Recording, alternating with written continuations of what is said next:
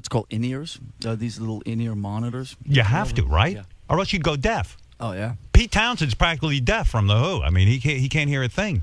And probably in the beginning, you guys didn't wear any fucking ear shit, right? Oh, no. Up where I was sitting in front of the monitor that had James's rhythm guitar, they measured like 125 dB up there, which is like the same level as a jet engine. Yeah, you guys are like the loudest band I've ever heard. I sat in front of that for like 10 years. Oh. And I was on tour in Germany. I remember this clear. One night, in the middle of the night, I went up and I was like, oh my God, something's fucked up. So I woke up, went over to turn the TV off, and it wasn't on. And then I realized, wait a minute, maybe I should start dealing with it. So I started wearing earplugs. That was about 10 years in. Have you suffered hearing loss, any of you guys? Oh, yeah. Yeah? Yeah, I had the similar experience that Lars has with tinnitus. You Yeah. know, Did you get the ringing? constant The ringing. You still get it? Yeah. Mhm. Wow. Yeah, I think the three of us have had that for like the last 20 years or so. Tinnitus. Yeah. Fuck I thought it tinnitus. was tinnitus. Tinnitus. Tinnitus. Whatever it is. Can they get rid of it? I mean, you walk around. Wait a second. You guys walk around and you hear a ringing in your ears all the time? Along with all the other voices. Yeah, and it gets worse if you're like fatigued or under stress or something like that. You know, Thank God we're not under any It gets stress. louder.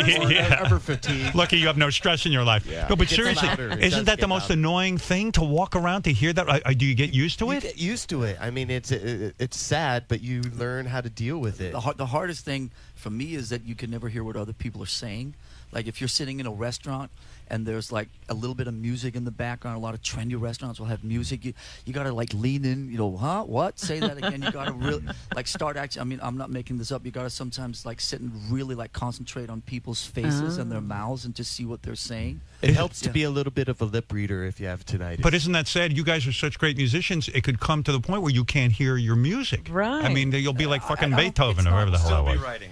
Yeah. It was Beethoven. That was I don't think Beethoven. it's yeah. not getting worse. I think we've sort of got it under control. But we control? do a lot of, we do some public service announcements and stuff with a company called Here, and try to just sort of talk to people about, what can happen. I mean, when I was a kid, I was, 10, 12 years old. I remember we used to sit and have competitions with my friends. We'd put records on, and we'd see who could have headphones on and have it on 10 for the longest period of time. I mean, just nonsense like that. So you just sit and talk. I talk to my kids a little bit and say, listen, when you sit there and listen to this shit so loud, just know that 30 years from now you may not be able to hear anything, and then you've done the best you could. And kids never believe Lars, that. what do you suggest to your fans? Do you suggest fans